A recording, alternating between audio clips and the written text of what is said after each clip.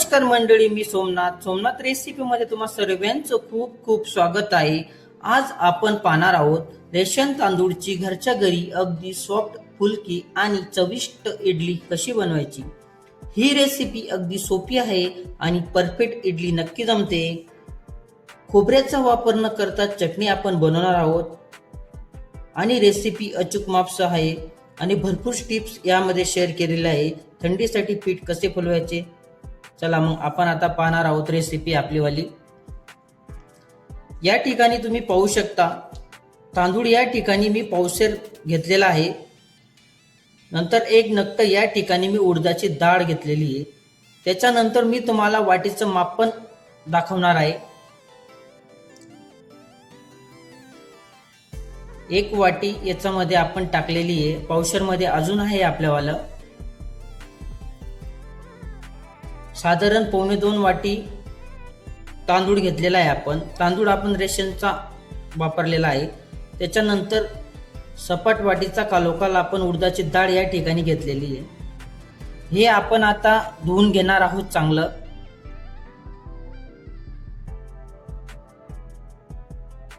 हे तुम्ही पाहू शकता या ठिकाणी मी तांदूळ धुवून घेतलेला आहे. आपण याला पण 9 ते 10 तासासाठी साधारण भिजवायला ठेवणार आहात.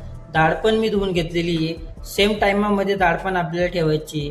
डाळला 2-1 तास कमी बी ठेवलं तरी चालतं. मी डाळ ही फोत्रेवाली घेतलेली आहे.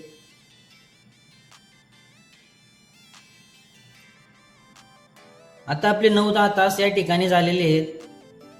तुम्ही या ठिकाणी तांदूळ पाहू शकता. तांदूळ पण छान असा भिजलेला आहे. डाळ पण आपली व्यवस्थित फुललेली आहे. आपलं जे डाळचं जे पोत्र आहे ते पण आता निघायला लागलेलं आहे. असं चोडून आणि धुवून घ्यायचं आहे आपल्याला. आता आपलं डाळ तांदूळ सर्व धुतले गेलेले आहे. त्याच्यानंतर तुम्ही पाहू शकता डाळ पण आपण चांगली सर्व पोत्र निघून गेलेलं आहे. त्याच्यानंतर आपण डाळ मिक्सरमध्ये दळून घेणार आहोत. मिक्सरमध्ये दळताना आपला थोडं जाडसरच दळायचं आहे, जास्त बारीक दळायचं नाही आहे. पाहू शकता तुम्ही मी ह्या पद्धतीत दळलेलं आहे. आपलं जे डाळचं दळलेलं बेटर आहे ते आपण काढून घेतलं. त्याच्यानंतर आपण आता तांदूळ दळायला घेणार आहोत. तांदूळ पण आपला दळला गेला आहे. जाडसच तांदूळ दळलेला आहे मी. हे पण बेटर आपण काढून घेणार आहोत. दोघं एकत्रच टाकतोय मी, डाळ आणि तांदूळ. याला आपण चांगलं मिक्स करून घेऊ, जेणेकरून डाळचं बेटर आणि तांदळाचं बेटर मिक्स व्हायला पाहिजे. याला आपण रात्रभर म्हणा किंवा 10 ते 12 तासासाठी आपण ठेवून देऊ. आता आपले 10 ते 12 तास झालेले आहेत. तुम्ही पाहू शकता आपलं बेटर हे चांगलं फुललेलं आहे. फुलवण्यासाठी टीप एकच आहे की 7-8 तास जसे होता नंतर थोडंसं पाणी गॅसवरती कोमट करायचं आणि त्या कोमट पाण्यामध्ये हे ठेवून द्यायचं.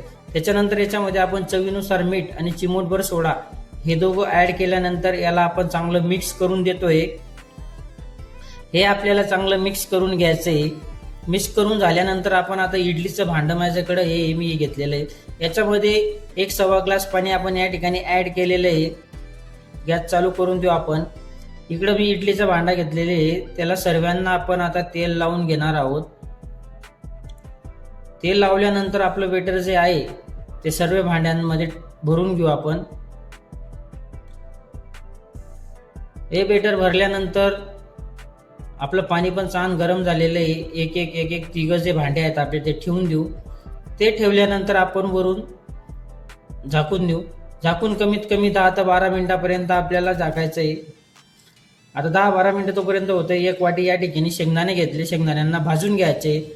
शेंगदाणे मी या ठिकाणी पाहू शकता आपले शेंगदाणे भाजले गेलेले. वरच्या साल पण आपण काढून घेतलेले पोत्र. त्याच्यानंतर मिक्सरमध्ये दळायचं आपल्याला शेंगदाणे. 4 मिरची या ठिकाणी, 1 इंची अद्रक, 10 ते 12 लसूणच्या पाकड्या आणि थोडंसं जिरं या ठिकाणी टाकून आपण मिक्सरला दळलेलं आहे. त्याच्यानंतर एका वाटीमध्ये काढून घेऊ आपण याला. हे काढल्यानंतर वरून चवीनुसार आपल्याला मीठ टाकून मिक्स करून द्यायचं आहे. मिक्स केल्यानंतर आपण आता तडका पॅन गॅसवरती ठेवलेला आहे. त्याच्यामध्ये 2 चमचे 3 चमचे तेल आपण ॲड केलेले. त्याच्यानंतर 1 चमचे मोहरी या ठिकाणी टाकलेली. त्याच्यानंतर लाल मिरची असते सुकी मिरची त्या या ठिकाणी टाकलेली. त्याच्यानंतर आपल्याला कढीपत्ता घ्यायचा आहे. कढीपत्ता टाकून द्यायचा आहे. चांगलं मिक्स करायचं आहे. हे मिक्स केल्यानंतर आपण याला आता आपल्या ज्या तडका आहे चटणीला मारून देऊ. हिला आपण थोडंसं आपण असं चांगलं मिक्स करून घेणार आहोत आणि वरती गार्निशिंगसाठी कोथिंबीरचा वापर आपण या ठिकाणी केलेला आहे. पाहू शकता तुम्ही. आता तुम्ही माझे 10 ते 12 मिनिटं झालेली आहेत. झाकण ओपन करून पाहतो मी. झाकण ओपन करून पाहिलं, सुरी घ्यायची किंवा तुमच्याकडे काही असेल बारीक सुती घ्यायची, त्याच्याने चेक करून घ्यायचे. सुरीला लागत नाही याचा अर्थ आपली इडली झालेली. आता एक एक भांडं आपण या ठिकाणी 3 भांडे काढून घेणार आहोत.